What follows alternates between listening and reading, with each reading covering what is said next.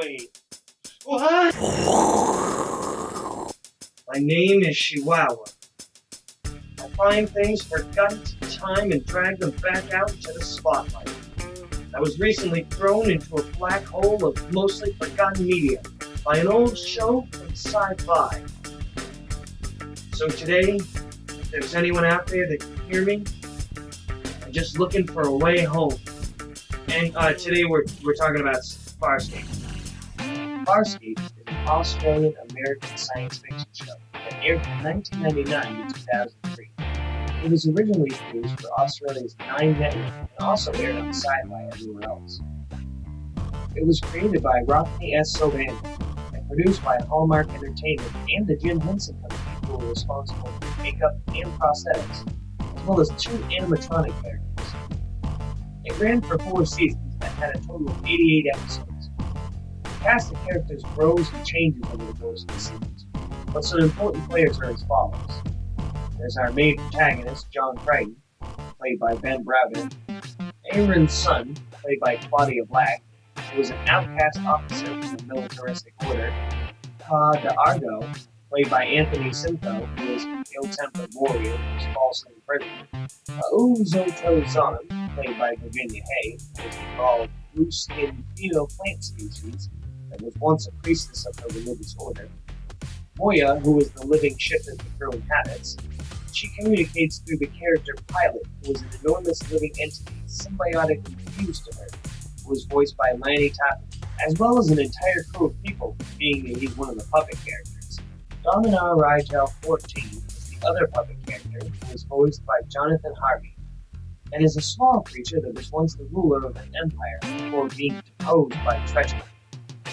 Then there's Gianna, played by Gigi Edgley, who is a rebellious, foolish gray-skinned species and is a bit of a con artist. Stark, played by Paul Goodard, who was introduced at the end of Season 1 and mentally unnerved, getting on many of the crew's nerves as well. Bailar Kais, played by Lanny Tapu, was a member of the militaristic order that Aaron is a member of, and the initial antagonist of the series. Finally, Scorpius is played by Wayne Pygram, who is commander of the same militaristic order and is obsessed with extracting the secret of wormhole technology. The basic plot structure is a little more varied, with episodes having plot threads that continue for future episodes and seasons. There are flashback episodes that give more backstory to the characters, but overall plots are overarching as events progress in the series. Today, I'm going to be going over the first episode, just to give you a little taste. And if you're interested in seeing more, there's a whole lot more of this show out there to sink your teeth into. Premiere. The episode opens with John and his friend getting ready for a shuttle launch to test their scientific theory. John is actually going to be piloting a craft of his own design called Farscape 1 from the space shuttle to do so. He gets some advice from his father, who is an astronaut back in the day before boarding. Things go smoothly at first, but before long things start going haywire. During the chaos, Farscape 1 is flung into immense speeds directly at some kind of wormhole. On the other side, John finds that he can't reach the launch site on comm and finds himself in the middle of a battle. The ship is pulled into a larger mothership and disabled by a Roomba-like robot. It shoots some kind of light into John's eyes. He is led to the bridge. There we meet Ka Dargo and Pauzota Zan. After being given some kind of serum from one of the little robots to understand their language, John learns that the only reason they brought him on board is because he appeared out of nowhere and they need the tech that brought him here to help them escape. After they manage to unlock control of the ship, they escape. We meet our villains for the series, the Peacekeepers, who are going over the escape of the prison ship to capture John. We discover that when he appeared during the battle, he killed the villain's brother. The crew of escaped prisoners finally get a chance to introduce themselves to each other, and we get a little backstory for our characters. John awakens naked in a cell, and while scrambling to get dressed, he asks Dominar Rigel 14 why he's in the cell and what's going on. Dominar points to a captured peacemaker who is also in the cell with him. She pulls off her helmet and proceeds to kick John's ass as an introduction. After discovering John's face and confusing him with one of her own, the the commander orders his forces to pursue the escaped prison ship. The crew is discussing their ship's condition and the plan of action. They ask Aaron's son, the captured peacekeeper, if the area they're going into has any peacekeeper presence, but she refuses to answer. And we learn that Dominar farts helium when he's angry or nervous.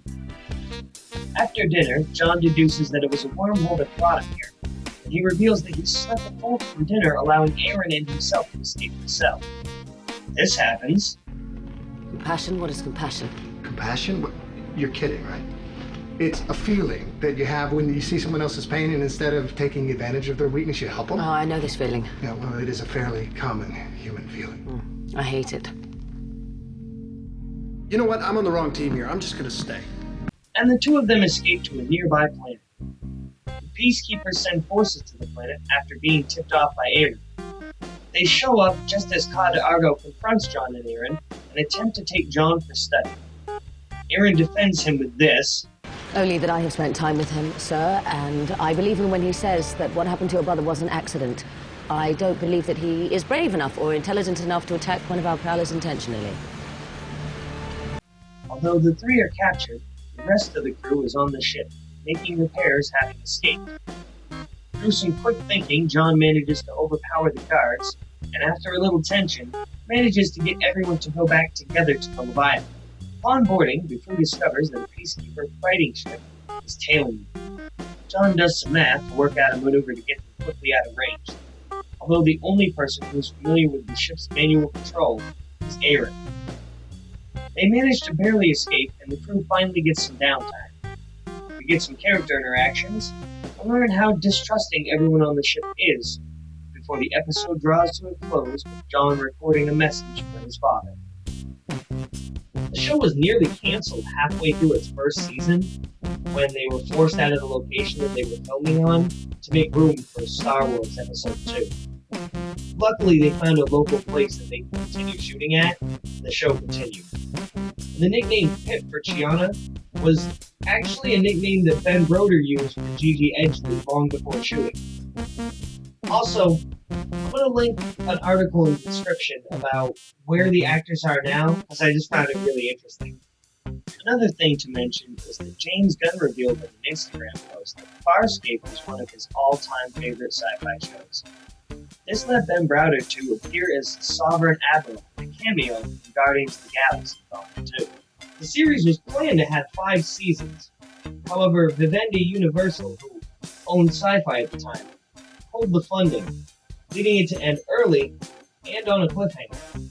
People wouldn't have to wait long enough for a resolution to the cliffhanger. In 2004, a 2-episode miniseries called Farscape: The Peacekeeper Wars was aired, giving the series a proper finish and wrapping up some loose ends. It would have been nice to get a final season of the show, although the cliffhanger did get resolved and fans didn't have to wait long for that. As of 2019, all of the seasons of Farscape and The Peacekeeper Wars are available on Amazon Prime, which means that they have 2 cult classic shows that I actually get to talk about here on the channel. And there's also a comic book for Farscape if you wanted to check that out. I discovered this show actually when I was a kid when it first aired on Sci-Fi. I used to watch it with my dad every week. It was one of the first shows we watched that we bonded over. After its cancellation, we found other shows to watch and bond over, but Farscape was always one of my favorites. And rewatching it for this review was a real treat. It's no surprise that, like my dad, I absolutely fell in love with this show. The effects are top-notch, and you gotta love some good old-fashioned practical effects. And even though the computer graphics are a little dated, that just adds to the charm for me. The characters are great, and I love their interactions with each other, although there's plenty of action here as well as character development. It might actually be a little slow to people who are more accustomed to modern TV shows, but it's great for binging nonetheless because of the overarching plots and how plot threads from a season ago will pop back up. I would recommend this show to any sci-fi fan, and unless you're completely turned off by the concept of anything science fiction, then there's probably something in the show to hook you. The characters' struggles will grow on you just like they grow as characters. And it's worth it for the practical effects alone, honestly. It's not hard to find, and it's definitely worth a watch if you can. It received praise from critics and audiences all across the board. You'll find no argument here. Thank you for tuning in and listening to me reminisce about a sci-fi cult character. It's gone, but not forgotten. You know the usual deal. Subscribe, all that shit. Hopefully you enjoyed the video, and you learned a little something about a sci-fi cult classic. Great practical effects. And as always, have a great one, everybody. Hello? I'm not getting out of here, am I? Oh, fuck.